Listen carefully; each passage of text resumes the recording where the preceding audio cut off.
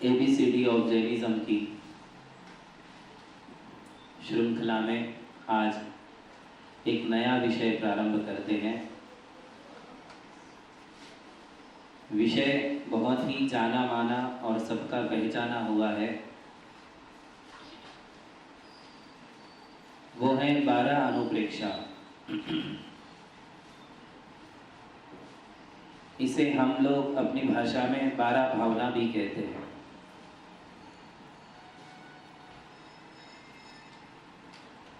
दिगंबर जैन साहित्य में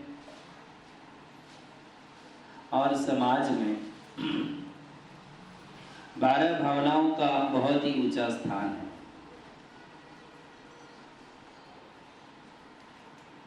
राजा राणा छत्रपति हातिर के असवार, ये ऐसी 12 भावनाओं की पंक्तियां हैं जो सबके लिए मुखाग्र हैं, सबके लिए कंठगत है। कंठगत ही नहीं, सबके हृदयंगत है। सभी लोग इन पंक्तियों से बहुत अच्छी तरह से वाकिफ है, परंतु फिर भी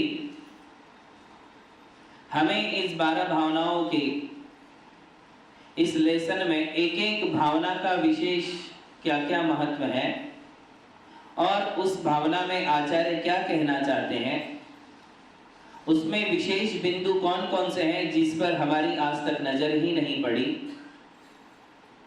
वो बातें हमारे लिए यहां करनी है, समझनी है। 12 भावनाएं हर भाषा में आपको पढ़ने को मिलेगी। हिंदी में तो 12 भावनाएं है ही, किंतु कन्नड़ में भी है, मराठी में भी है, गुजराती में भी है, तमिल में भी है, इंग्लिश में भी है। जैसे स्तोत्र में भक्तामर स्तोत्र का बहुत ही ऊंचा स्थान रहा और वो इतना प्रसिद्धि को प्राप्त हुआ, इतना पॉपुलर हुआ कि भक्तामर स्तोत्र के अनेक पद्यानुवाद अनेक भाषाओं में हुए। जितने पद्यानुवाद भक्तामर स्तोत्र के हुए हैं, उतने पद्यानुवाद अपने दिगंबर साहित्य के किसी भी ग्रंथ के नहीं हुए, समय सार के भी नहीं हुए। जितने पद्यानुवाद किसके हुए? भक्तामर स्तोत्र के। केवल हिंदी के पद्यानुवाद गिन लो तो आपको सैकड़ों रचनाएं मिल जाएगी। कई कवियों ने भक्तामर स्तोत्र के हिंदी पद्यानुवाद किए। इसी तरह भक्तामर को गुजराती में भी पढ़ा जाता है। गुजराती लोग गुजराती भाषा में भक्तामर पढ़ते हैं, कन्नड़ लोग कन्नड़ भाषा में भक्तामर पढ़ते हैं, मराठी लोग मराठी भाषा में भी भक्तामर स्तोत्र पढ़ते हैं। हर भाषा में पद्यानुवाद अधिक से अधिक संख्या में हुआ है तो भक्तामर स्तोत्र का, और फिर हुआ है 12 भावनाओं का। 12 भावनाएं भी भक्तामर स्तोत्र जैसी ही प्रसिद्ध रही और उसके भी उतने ही अनुवाद रहे। हिंदी में जैसे कि हम राजा राणा छत्रपति पढ़ते हैं, ऐसे ही एक मंगत राय जी की है, कहाँ गए चक्री जिन जीता। इसी को आधार बनाते हुए हमें 12 भावनाएं सीखनी है। मराठी में भी बहुत ही सुंदर 12 भावना है। हे समझ मना विचार करनी पाही, तब जीव लग कोणी नाही। ये मराठी की 12 भावना है। और एक मराठी भावना है, जीवित असुनी जल बुध बुध सम, विषय राज्य धन राशि, स्थिर नच जीवा ऐसे मानी, कारण संसार राशि। नहीं आया होगा समझ में आपको।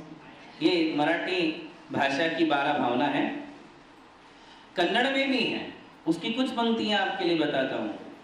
हेंडळु मक्कळु अय्यो संसार, यारगु यारिल्ल नम्म तम्मवर, ಅವರವರ ಪಾಪ ಅವರವರ पुण्य, ಯಾರಿಗೆ ಬೇಕು ಈ कर्म सापा।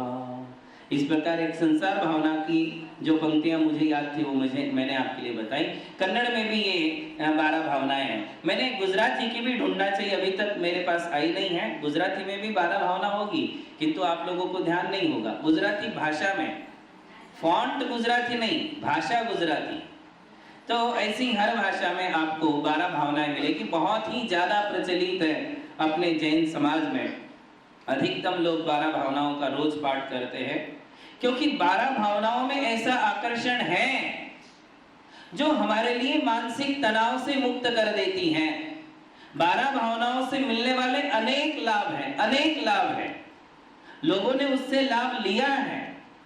उनमें से कई मुख्य लाभ हैं जिनकी चर्चा हम आपसे करेंगे। किंतु 12 भावनाओं से चिंता मुक्त जीवन जीने का संदेश हमारे लिए मिलता है। केवल संदेश नहीं मिलता, किंतु चिंता मुक्त जीवन जीने के ऐसे बिंदु हमारे लिए मिल जाते हैं जो हमारे लिए अपने जीवन जीने के लिए सहारा बन जाते हैं। ये 12 भावनाओं में इतनी शक्ति है। छड़ाला में भी 12 भावना आती है। मुनि सकल व्रती बड़ भागी, भव भोगन ते वैरागी, वैराग्य उपावन माही, चिंते अनुप्रेक्षा भाई। बोले मुनि रात दिन ये 12 अनुप्रेक्षाओं को अपनी माता के समान समझकर, जैसे कोई बच्चा माता की गोद में अपने आप को सुरक्षित समझता है, मुनि महाराज कौन सी माता की गोद में जाकर बैठते हैं? क्या कहा? इम चिंतत सम सुख जागे, जिमि ज्वलन पवन के लागे। कितनी बढ़िया बात कही। बोले कैसी ये 12 भावना? बोले ये 12 भावना, ये 12 अनुप्रेक्षा माता के समान है। हमारे लिए सांत्वना देती है, सहारा देती है, छत्र छाया देती है, हमारे लिए अनंत दुखों से बचाती है, कड़ी धूप से बचाती है। ऐसी ये 12 भावनाएं। इन चिंतत सम सुख जागे। 12 भावनाओं का चिंतन करने से साम्य सुख जागृत होता है। जीवन मरण, लाभ अलाभ, संयोग वियोग, इन सब में हमारी समता वृत्ति जागृत हो जाती है। ये शक्ति 12 भावनाओं में है।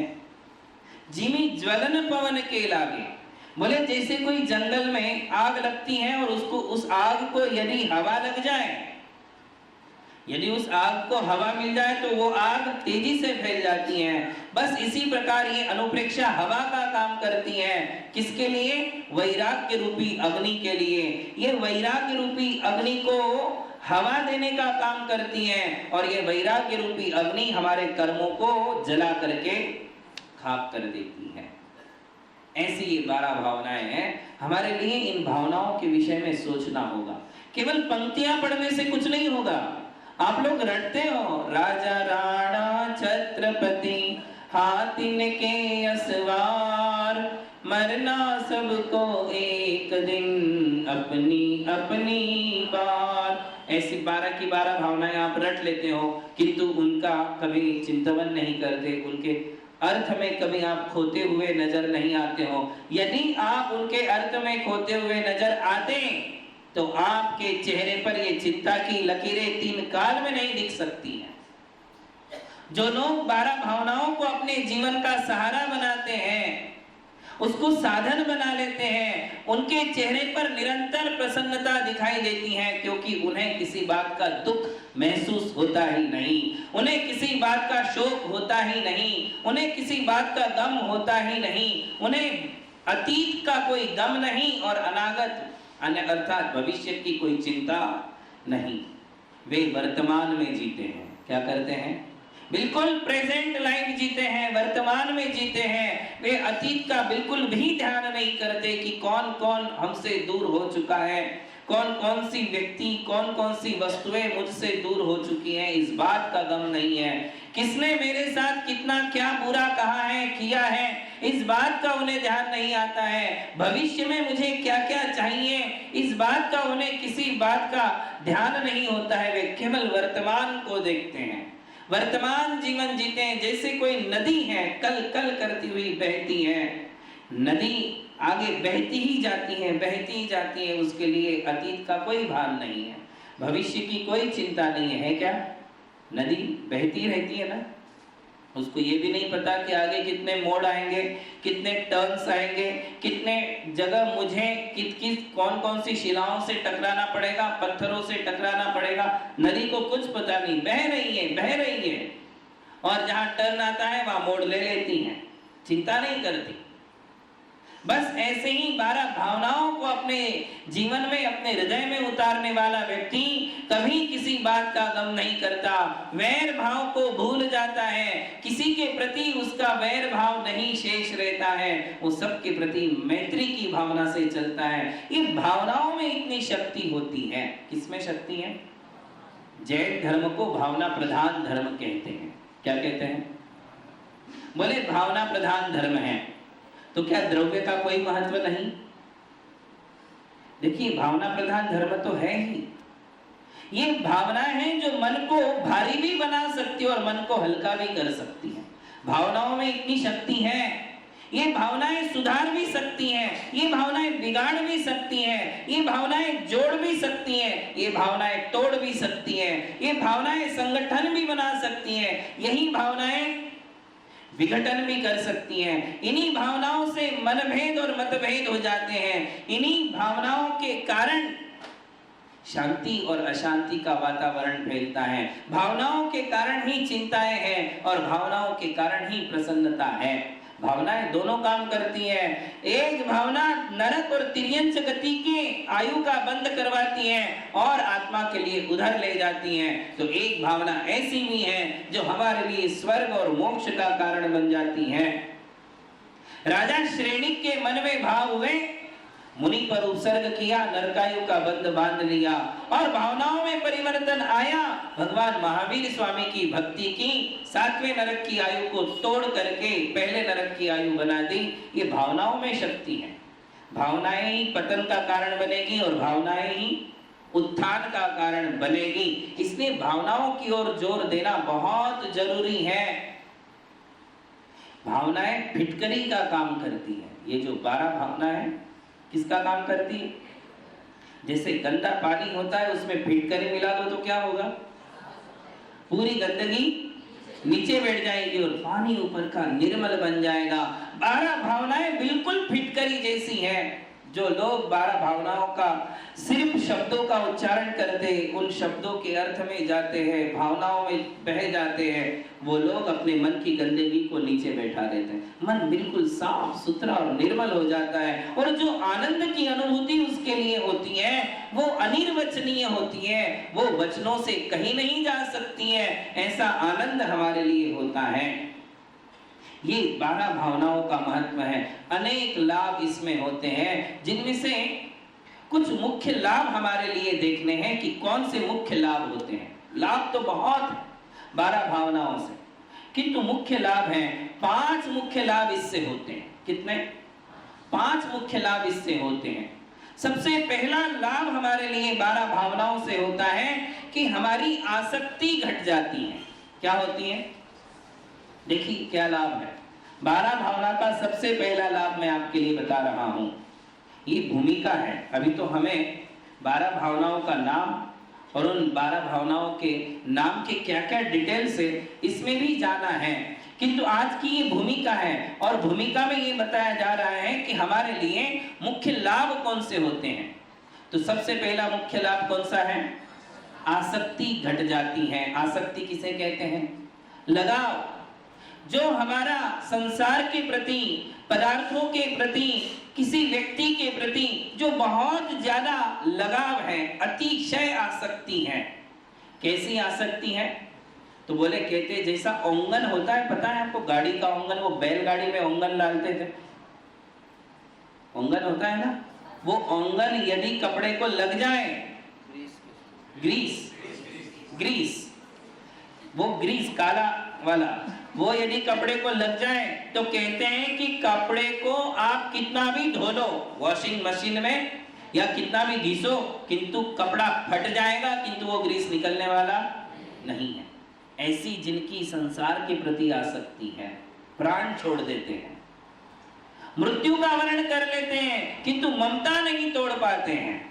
मोह नहीं छोड़ पाते हैं, ऐसी आसक्ति, इतना घना लगाव भी 12 भावना से ढीला पड़ जाता है। ये सबसे पहला लाभ है और इससे अनेक लाभ आगे के हो जाते हैं। आसक्ति कम हो जाती है तो दुख कम हो जाता है। आसक्ति क्यों है? दुख क्यों है? आसक्ति के कारण। देखिए आप, किसको पेला जाता है? दो चीजें हैं, एक है तिल और एक है रेत। किसको पेलते हैं?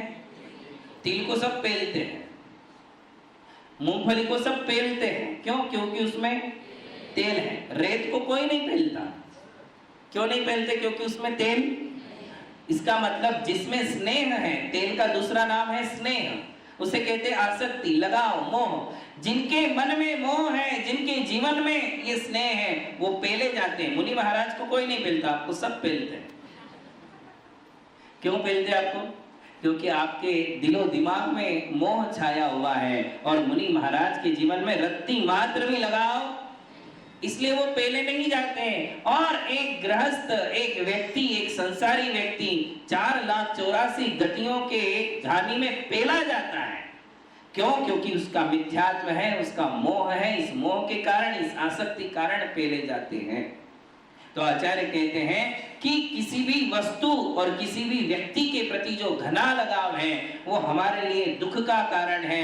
उस आसक्ति को यदि कम करना है तो एकमात्र सहारा है। कौन? 12 भावना। 12 भावना बिल्कुल शॉर्ट एंड स्वीट रास्ता है। आप पढ़ोगे, पढ़ करके ही लाभ होना प्रारंभ हो जाएगा, अपने आप आसक्ति कम होती जाएगी। क्योंकि अनुप्रेक्षा किसे कहते हैं? देखिए परिभाषा, अनुप्रेक्षा जिसे आप भावना कहते हो, उसका मूल शब्द क्या है? अनुप्रेक्षा। अनु यानी बार बार, प्रेक्षा यानी चिंतन करना। किसका चिंतन करना? तो संसार के सत्य घटनाओं का, संसार के जितने सत्य हैं उन सत्य बातों का बार बार चिंतन करना, इसे कहते हैं अनुप्रेक्षा। बार बार विचार करना। एक बार पढ़ने से काफी नहीं होगा, एक बार पढ़ लेने से कुछ नहीं होगा, किंतु क्या कहा?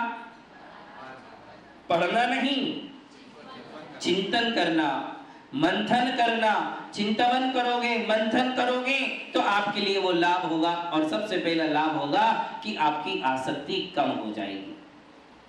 सीता के लिए कितनी आसक्ति थी, राम के लिए कितनी आसक्ति थी, लक्ष्मण के लिए कितनी आसक्ति थी।